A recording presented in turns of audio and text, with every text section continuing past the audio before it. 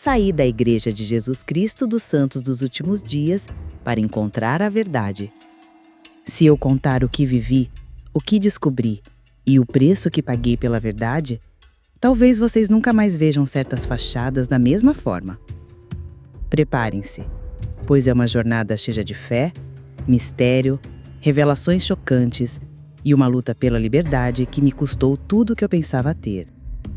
Os abusos e segredos bilionários. Olá, meus amigos. Meu nome é Rebeca, mas podem me chamar apenas de Ibeque. Hoje, trabalho com análise de dados e consultoria em Salt Lake City. Uma cidade linda, imponente, dominada pela presença e pela cultura de uma igreja específica. Minha história está intrinsecamente ligada a essa cidade e a essa igreja. A Igreja de Jesus Cristo dos Santos dos Últimos Dias. As primeiras rachaduras na narrativa perfeita. Minha história começou em São Paulo, Brasil, onde cresci em um lar católico, mas sempre com um desejo profundo de encontrar uma fé mais pessoal e uma comunidade que realmente vivesse os princípios que pregava. Em meus 20 e poucos anos, conheci 2 jovens missionários americanos na rua. Eles falavam com uma convicção e um brilho nos olhos que me cativaram. Sua mensagem sobre a restauração da igreja primitiva, a existência de um profeta vivo e a promessa de uma família eterna ressoou em minha alma. Aquela parecia ser a peça que faltava no meu quebra-cabeças espiritual. Comecei a estudar com eles e cada lição parecia se encaixar perfeitamente. Fui apresentada a uma narrativa linda. Um jovem profeta, Joseph Smith, que, confuso sobre qual igreja era verdadeira, buscou a Deus em oração e recebeu uma visão divina, restaurando o evangelho completo. Fui apresentada ao livro de Mórmon, um novo testamento de Jesus Cristo que se somava à Bíblia. Era uma história convincente, cheia de fé e milagres. Em pouco tempo, eu estava pronta para o batismo. O mergulho na água batismal em uma pequena capela em São Paulo pareceu lavar todas as minhas dúvidas e incertezas. Senti-me renovada, parte de algo divinamente guiado, uma família mundial. Pouco tempo depois, conheci Samuel, um membro fiel da igreja aqui de Salt Lake City, que estava no Brasil a trabalho.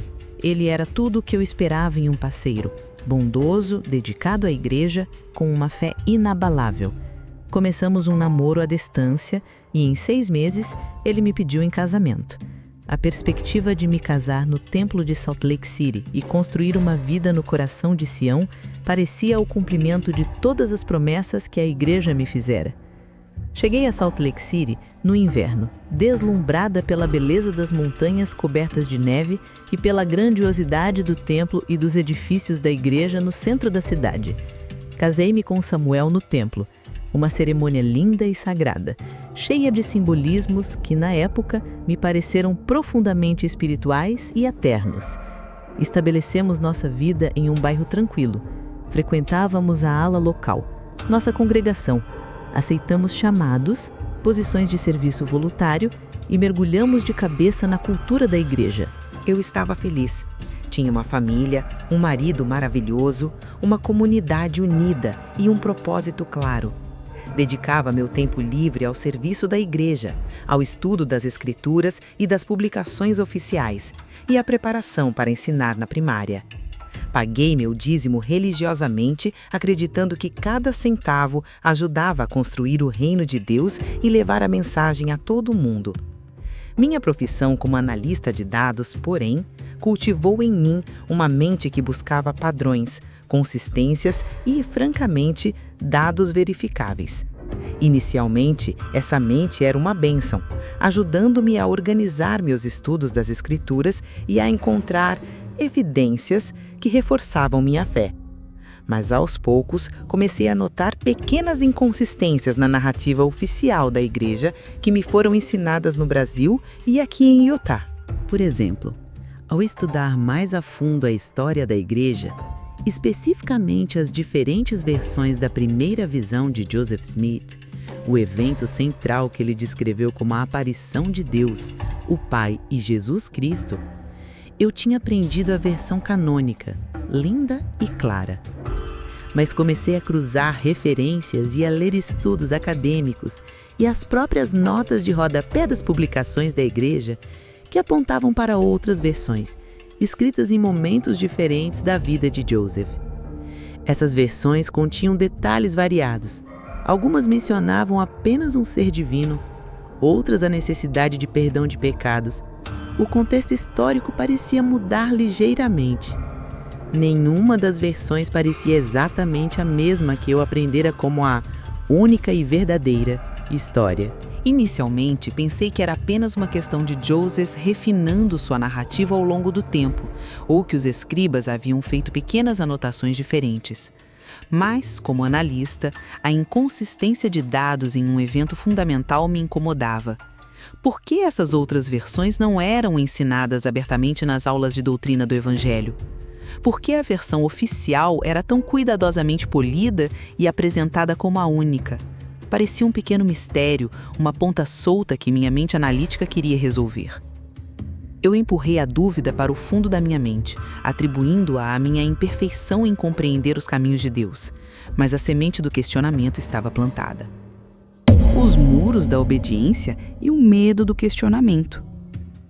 À medida que me aprofundava na cultura da Igreja de Jesus Cristo dos Santos dos Últimos Dias, tornei-me acutely aware of, consciente da ênfase constante na obediência e na submissão à autoridade. Desde a primária, as crianças aprendiam a cantar Follow the Prophet, ou seja, siga o profeta. Nos discursos da Conferência Geral, éramos incessantemente incentivados a confiar nos líderes ungidos, a evitar a literatura anti-mormon e a ter fé suficiente para não ter dúvidas. O presidente da igreja, seus conselheiros e o quórum dos 12 apóstolos eram apresentados como homens escolhidos por Deus, guiados por revelação direta. Questioná-los era implicitamente questionar o próprio Deus.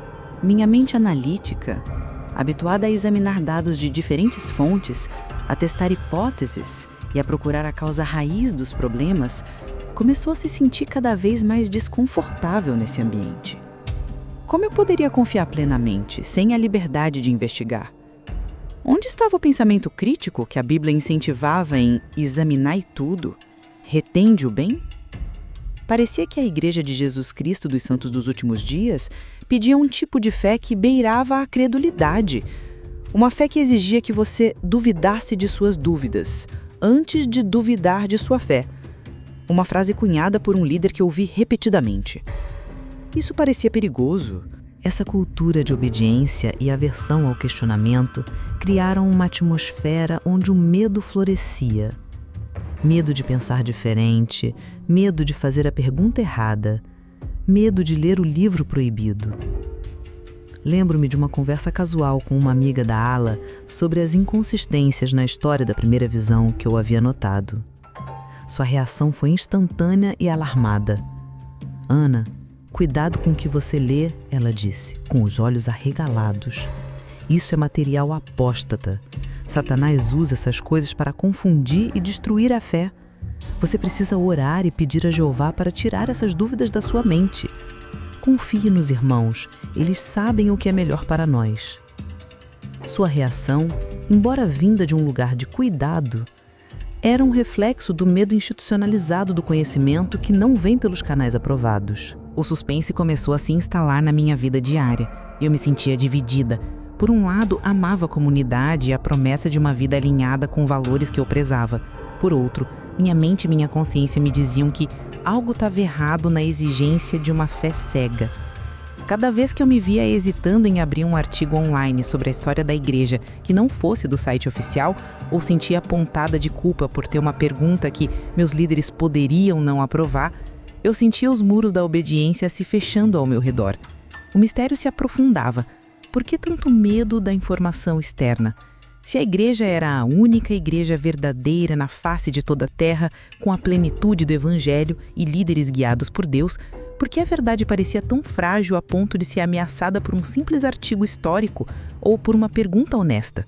O que estava sendo tão cuidadosamente protegido atrás desses muros de obediência e silêncio? A intuição de analista me dizia que, quando dados são suprimidos ou desqualificados sem exame, geralmente há algo importante sendo escondido, e essa intuição estava começando a gritar. O que eu não sabia era o quão profunda era a toca do coelho.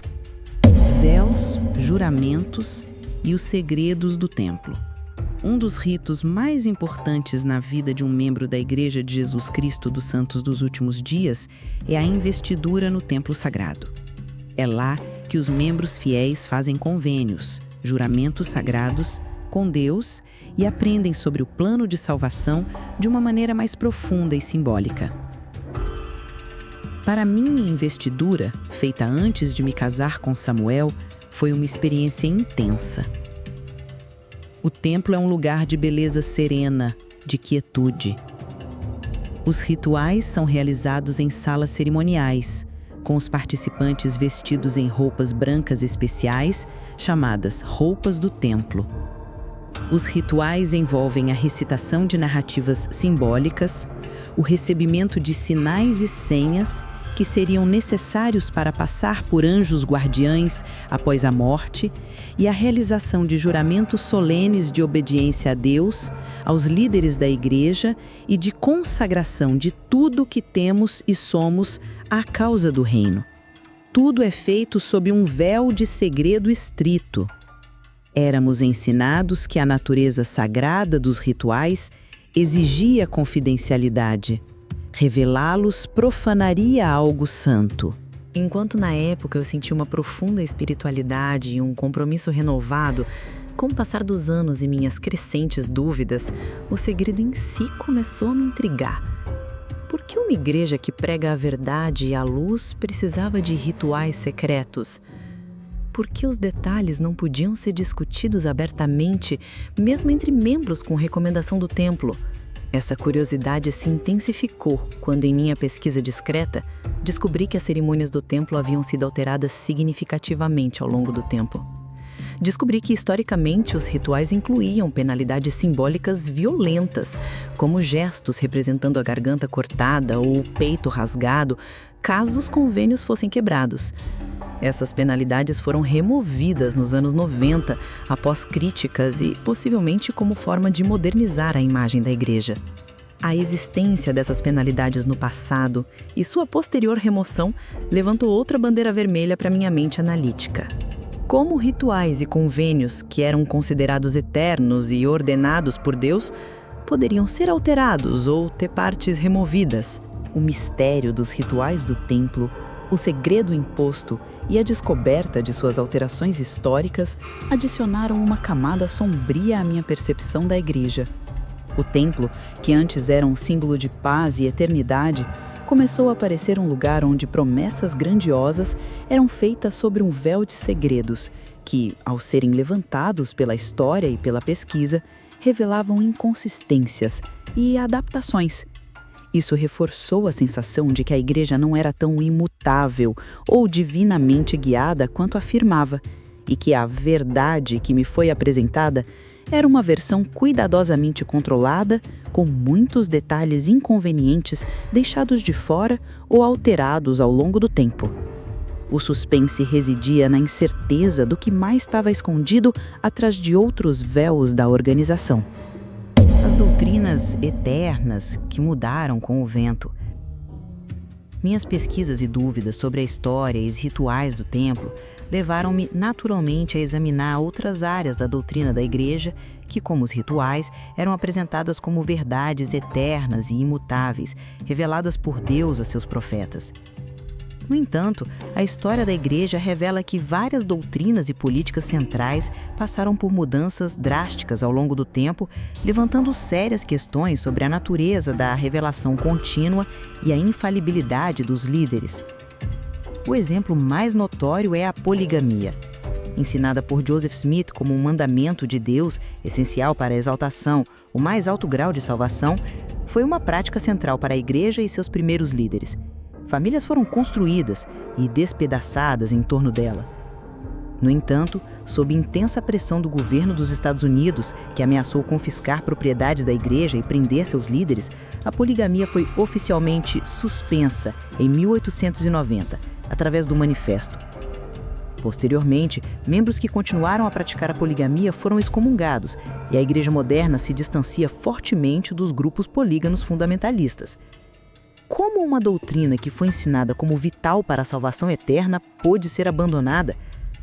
A explicação oficial de que Deus retirou o mandamento sob pressão externa parecia no mínimo conveniente, e para mim soava mais como uma adaptação política do que como uma revelação divina imutável. Outra mudança doutrinária significativa e dolorosa foi a política de longa data que proibia homens de ascendência africana de deterem o sacerdócio e, consequentemente, de participarem das ordenanças do templo, incluindo o casamento eterno.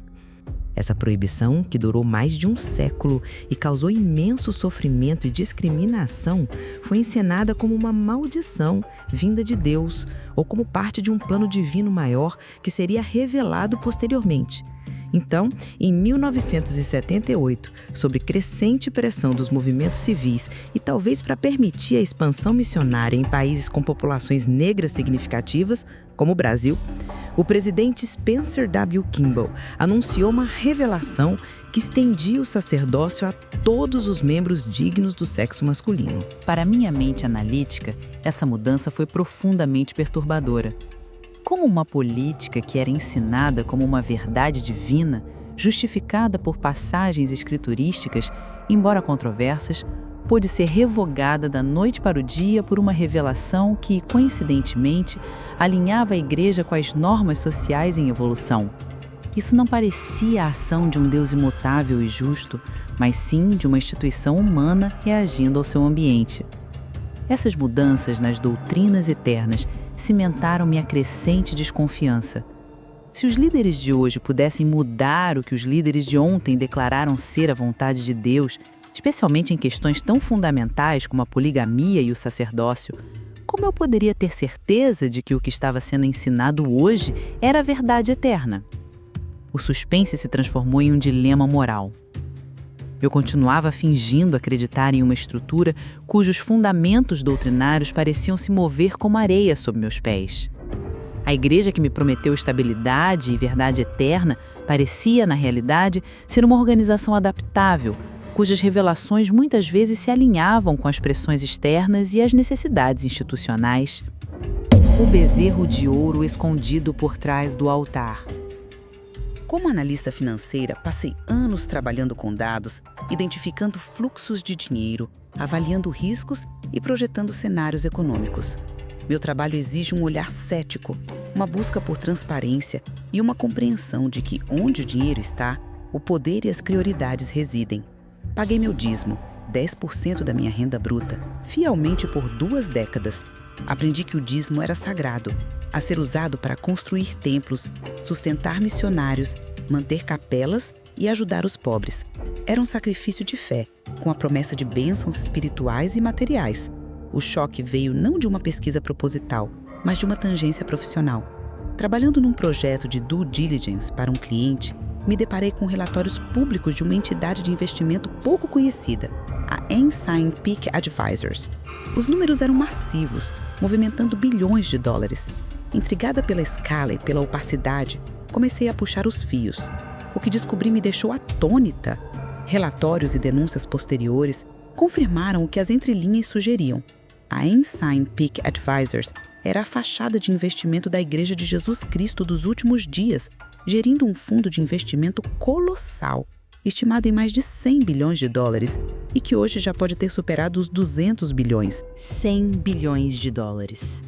A magnitude desse número, acumulado em segredo ao longo de décadas, contrastava brutalmente com a imagem de uma igreja modesta, que pedia sacrifício financeiro aos seus membros e cuja caridade pública, embora existente, parecia mínima em comparação com essa fortuna escondida. O dízimo que eu e milhões de outros membros pagávamos com fé não estava sendo usado apenas para as necessidades imediatas ou para expandir o reino. Uma parte significativa estava sendo acumulada em um fundo de investimento maciço, gerido como uma operação financeira de Wall Street. A revelação do denunciante e a multa subsequente aplicada pela SEC, Comissão de Valores Mobiliários dos Estados Unidos, por esconder esses investimentos através de uma teia de empresas de fachada, confirmaram o caráter deliberado do segredo. A igreja não apenas acumulava essa riqueza, mas também trabalhava ativamente para que sua escala fosse desconhecida pelos próprios membros que a financiavam. O mistério agora se tornava um escândalo financeiro em minha mente. Para que todo esse dinheiro? Por que o segredo? Por que a igreja pedia para viúvas pobres pagarem seu dízimo enquanto acumulava essa fortuna? Onde estava a compaixão, a caridade em larga escala que essa riqueza poderia permitir?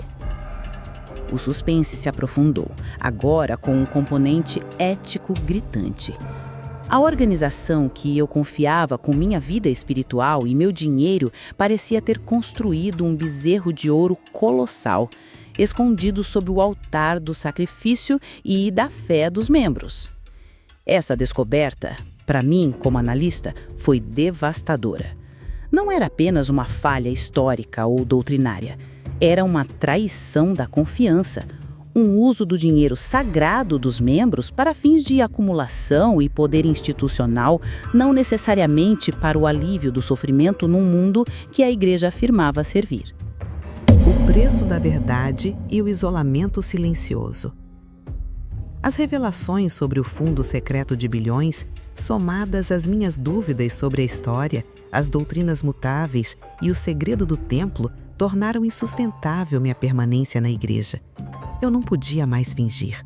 Minha consciência, aguçada pela minha profissão que busca a verdade nos dados e pela minha crescente compreensão das falhas da organização, me obrigou a agir. Comecei a compartilhar minhas descobertas e preocupações primeiro com Samuel.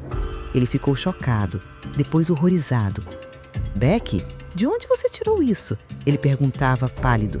"Isso não pode ser verdade. São mentiras de apóstatas. Você precisa parar de ler essas coisas."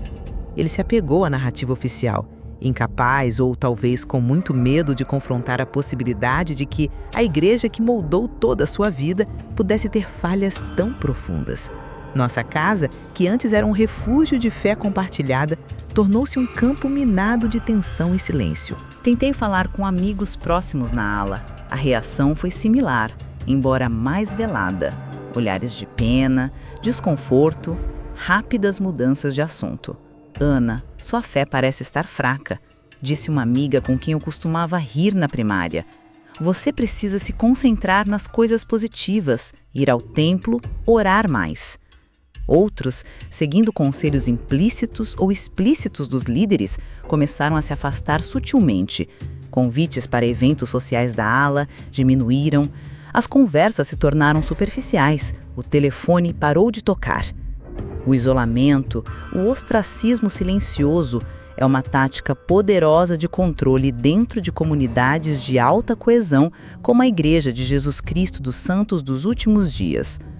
Não há um anúncio público na reunião sacramental, como em outras religiões de alta demanda, mas o efeito é o mesmo. Você se torna socialmente invisível, um pária. As pessoas com quem você compartilhou momentos íntimos, a quem você serviu, em quem você confiou, começam a te tratar com frieza ou a te evitar completamente. Isso é devastador.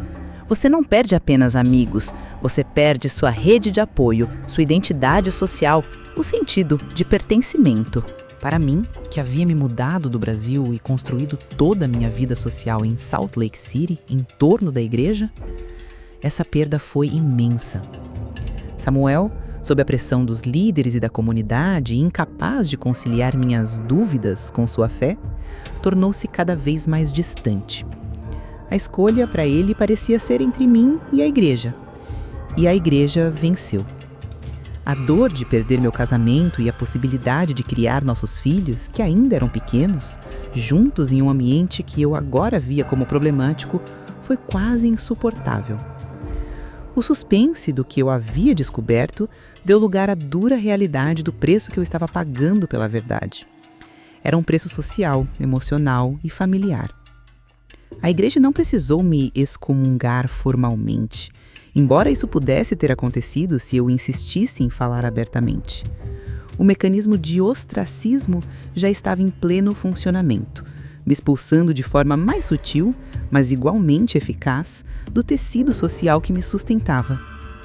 A revelação não foi apenas sobre a organização, foi sobre a natureza condicional do amor e do apoio dentro dela. Uma verdade dolorosa, mas profundamente libertadora em sua clareza.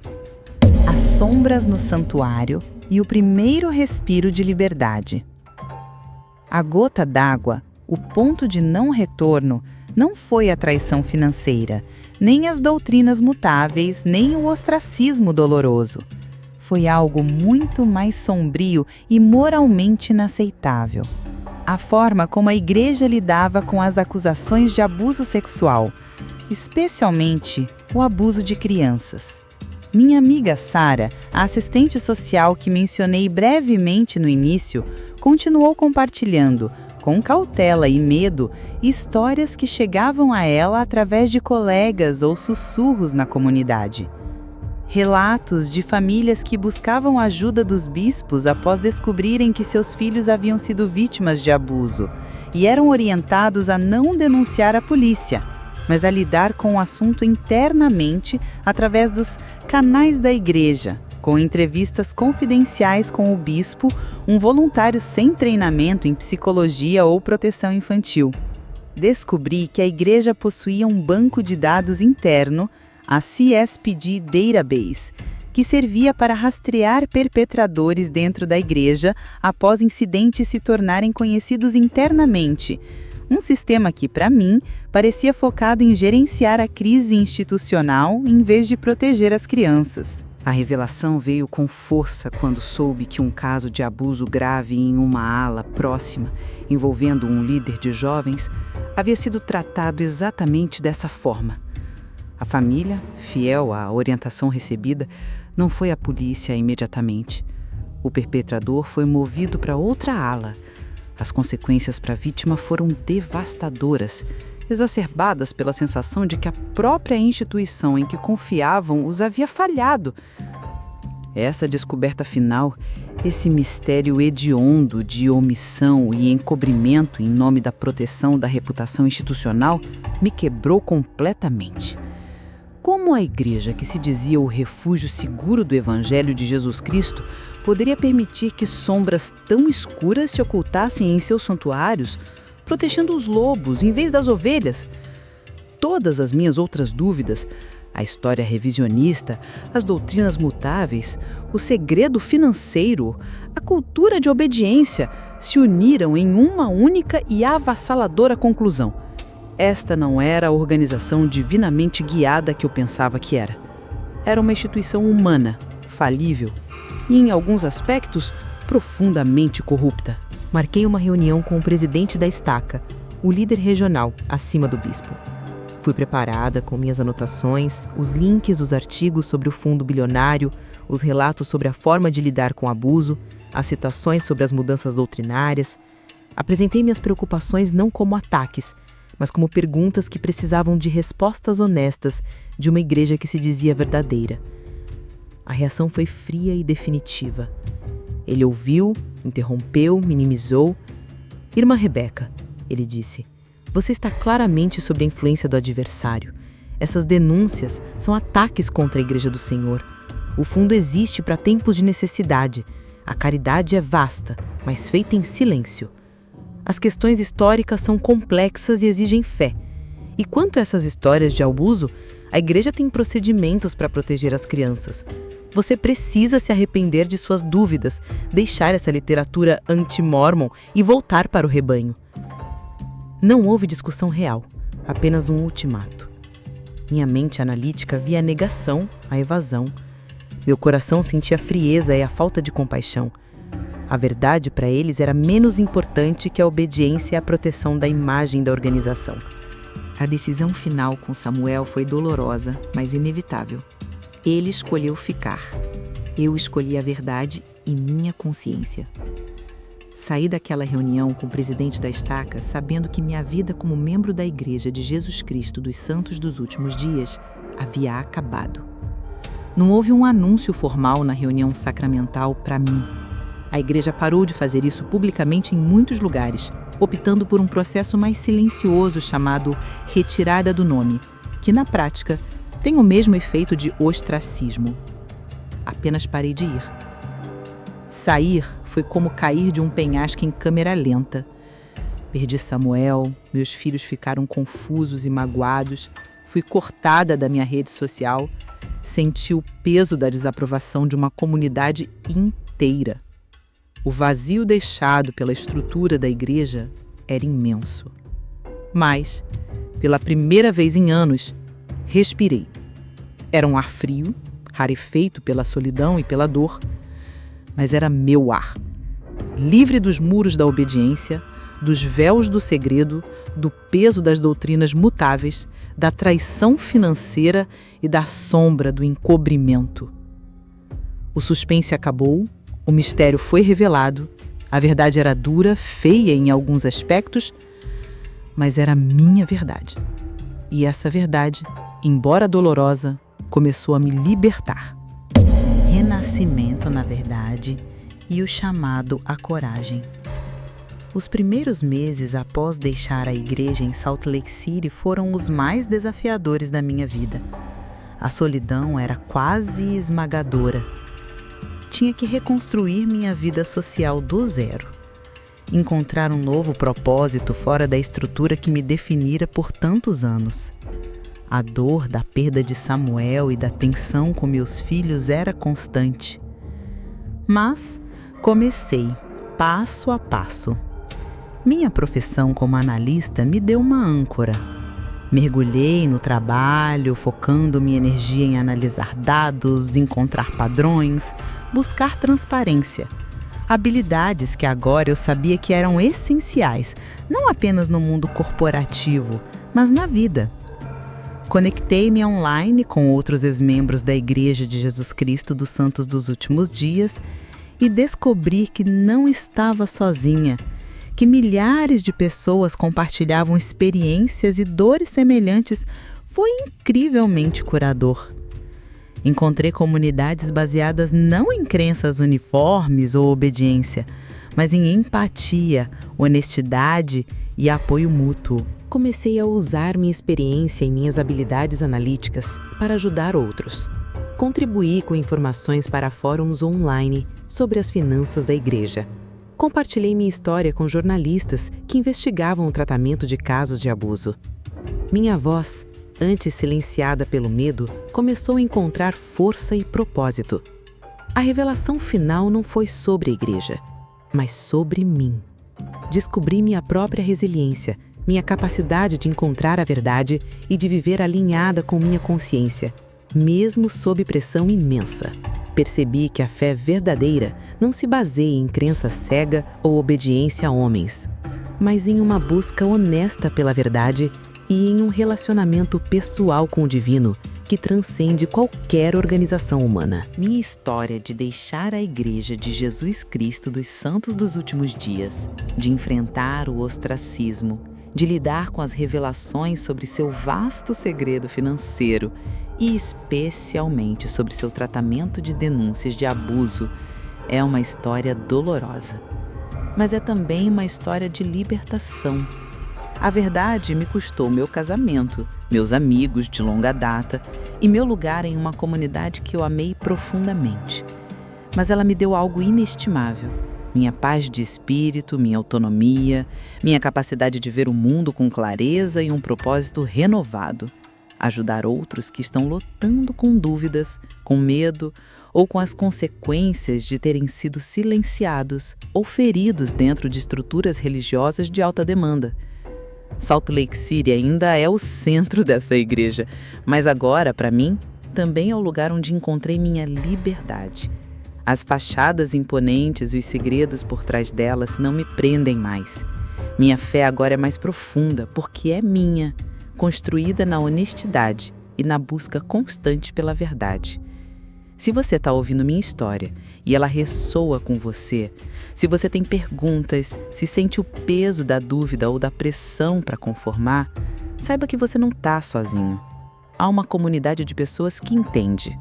A jornada pode ser assustadora, mas a liberdade que vem da verdade vale a pena.